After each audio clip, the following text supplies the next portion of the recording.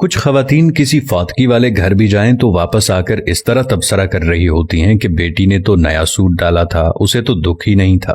بہو تو ایسے ہنس ہنس کر بات کر رہی تھی جیسے اس کی دیرینہ خواہش پوری ہو گئی ہو۔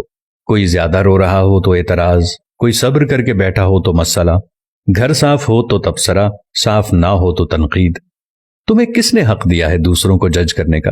کسی کا جوتا پہن کر جب تک خود نہ چلو تب تک اس کے چلنے پر اعتراض نہ کرو۔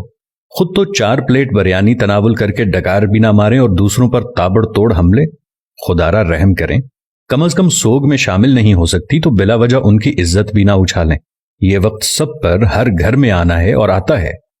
ہمارے مرد حضرات بھی کچھ کم نہیں، 2 لفظ تعزیت کے تو ٹھیک طرح سے بولنے نہیں آتے، اور سیاسی تھیٹر ایسے سجا کے بیٹھ جاتے ہیں کہ فاتگی پر نہیں الیکشن کیمپین پر آئے ہوں۔ جس کے سر سے باپ کا سایہ اٹھا ہے کوئی اس کی بھی تو دلجوئی کرے، اس کے غم کا مداوع بھی تو کوئی کرے۔ لیکن ہمیں کسی کے غم سے کیا؟ ہم تو رسم دکھاوا کے لیے گئے ہیں۔ ہماری بلا سے کوئی مرتا ہے تو مرے۔ ہم تو پوچھیں گے کہ بھائی جی کھانے کا انتظام ہو گیا نا؟ کتنی دیگیں بنوائی ہیں؟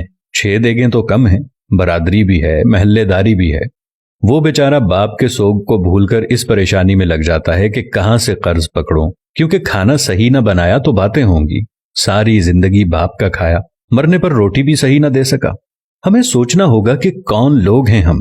مسلمان تو دور، کیا ہم انسان بھی ہیں؟ جانوروں کا بھی کوئی مر جائے تو وہ ایسے دعوتیں نہیں اڑاتے، اور اشرف المخلوقات کا تاج پہن کر حیوانیت کی ساری حدیں عبور کر جانا کہاں کی انسانیت ہے؟ میں نے میت کے گھر میں ایسی آوازیں بھی سنی ہیں جو دیگ پر بانٹنے میں لگا ہوتا ہے اسے کہا جاتا ہے ذرا پلیٹ میں 4 بوٹیاں زیادہ ڈال دینا۔ وہ داماد بھی آیا ہے تو اسے کھانا دینا ہے۔ وہ بیٹی جو ماں یا باپ کی میت پر رو رو کر ہلکان ہو رہی تھی، جیسے ہی جنازہ اٹھتا ہے تو وہ سارا غم پس پشت ڈال کر کھانا تقسیم کرنے میں لگ جاتی ہے کہ سسرال والے بھی آئے ہیں، انہیں کھانا نہ ملا تو ساری زندگی باتیں سننے کو ملیں گی کہ تیرے باپ کی میت پر تو ہمیں کھانا بھی نہیں پوچھا کسی نے۔ میں نے اس بات پر بھی تبصرے سنے ہیں کہ سالن میں تو تری یعنی گھی ہی نہیں تھا، ہماری پلیٹ میں تو بس شوربہ ہی آیا۔ ہم بحیثیت معاشرہ ظالم بن گئے ہیں۔ خوشیاں تو کجا، ہم نے مرگوں کو بھی اپنے شریکے پورے کرنے کے لیے ایونٹ بنا لیا ہے۔ جب میں کہتا ہوں الہی میرا احوال دیکھ، حکم ہوتا ہے بندے ذرا نامہ اعمال دیکھ۔ کچھ سوال آپ کے ضمیر کے دروازے پر چھوڑ رہا ہوں۔